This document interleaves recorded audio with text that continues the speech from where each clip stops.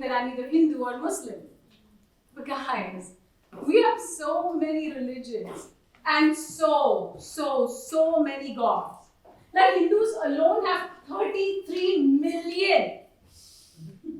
Makes sense workload wise. One god for about 100 people or so. You know what I wonder?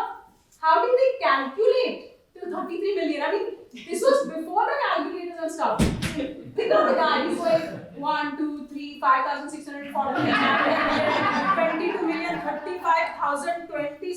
Oh my god, I forgot where I was. I have to start again. Anyways, I'm Jain. No, I'm not Jain, I'm Jain. It's a religion I follow, Jainism. Yeah, it's kind of like Buddhism. Yeah, see? The only difference is most of you, or a lot of you know about Buddhism. Hardly anybody knows about Jainism.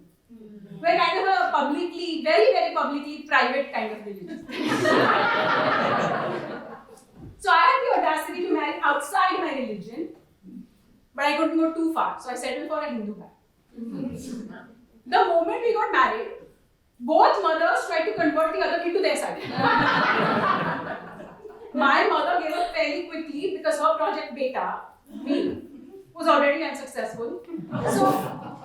So Beta version 2.0 was not worth spending too many resources on.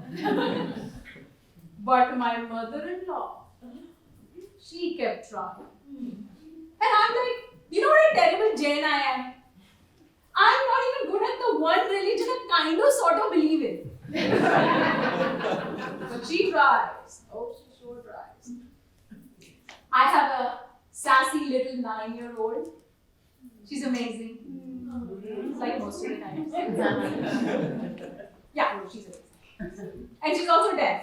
And like any good in-laws, my in-laws wanted to be good detectives and find out how this catastrophe could have happened. So, they did all their analysis and came to a very logical and scientific conclusion that it was my fault.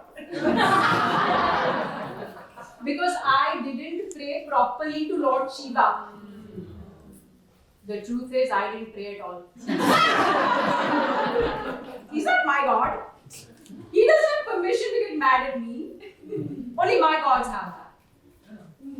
Good for me. My gods don't have time to get mad. They're too busy meditating. They don't have time to get mad at people. They've outsourced that job of getting glad and mad to Karma Land. Oh, honestly, truth be told, growing up, I was jealous of Hindu gods. I mean, for starters, they have 33 million. We have 24. And they're so fancy. And their celebrations are also so fancy. Like you dance all night for 9 nights to celebrate the goddesses. You drink bhang. Bhang is like marijuana. You drink that to celebrate Lord Shiva. You gamble all night to celebrate Diwali, the New Year. What do we do to celebrate? Fast and meditate. Plus, they have fancy clothing. Hindu gods have fancy clothing, jewelry, even weapons. My gods are sans everything. And when I say everything, I mean everything. I mean, Hindu gods are like sci-fi characters. Half human, half elephant, half human, half monkey. My gods are half human and other half human. Mere Homo sapiens. But the best thing is with Hindu gods, you can ask for stuff. And it is very clear who to go to for what. If you want good grades, you go to Goddess Saraswati. You want money? You go to Goddess Lakshmi. You want to get rid of obstacles? You go to good gosh, Ganesh, Lord Ganesh. I mean, whoever did their PR is amazing. Wonderful marketing. You want a good husband, you go to Lord Shiva. You want a good wife. Apparently, they forgot to think about that. You want to build muscles, forget the gym, go to Lord Hanuman. You want to take revenge, you go to Kali. She's giving a clear message. She even has a head. skull in her hand. She's drinking blood. After every breakup, though, I wanted to pray to her only.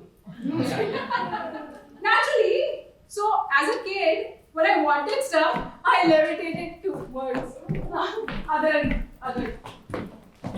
gods. But to make it foolproof, I went to the mosque, the gurudwara, the church, the temple. I also tried to sneak into a fire temple once, but I wasn't allowed.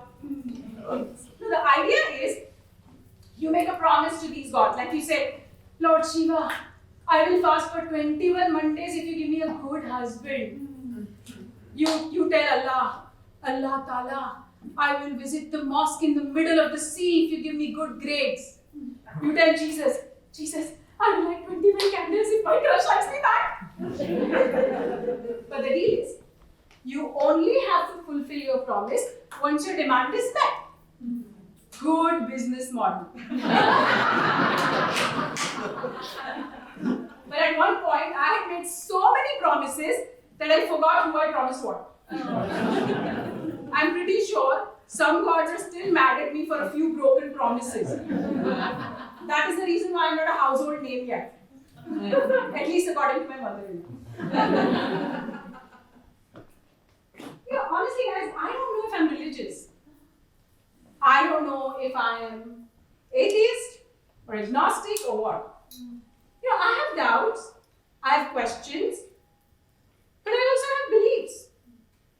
I like some things that the religions say, but I despise some other stuff. I think I like my religion a la carte. After all, there are so many different ones to choose from. And so many, right? They're all so different. But you know what is the same? It is what you find outside these religious establishments. Poor people, beggars, hungry, sick, constantly asking, oh, please give in the name of Jesus. Please give in the name of Allah. 2 days, I have not eaten for 2 days. Please give me something to eat. Please give me something. Give me $1, give me a penny, give me a rupee, give me a paisa. Give. A lot of us just ignore them. Some of us even get mad at them. But people happily give money to the gods inside. Well, I guess there is some hope for ROI on that investment. But what can a poor, old, dying beggar give you but his blessings? But when I saw this, actually, there are some good folks. There are some good folks who actually give lunch packets to these people because it's somebody's birthday in their family, or death anniversary, or some bursary for which they want to invest in the bank of karma. But when I saw these people, I realized they were acting like gods for these poor, hungry folks. And then I realized we are the gods for each other. Right? The only reason I stand here is because of a generous man who acted like God for me when I wanted to come to the United States to study. I don't know if the gods have the means to fulfill our prayers, but we do.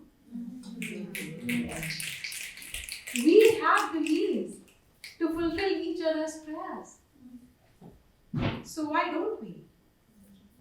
We can take matters in our own hands and heal the whole world. So why don't we?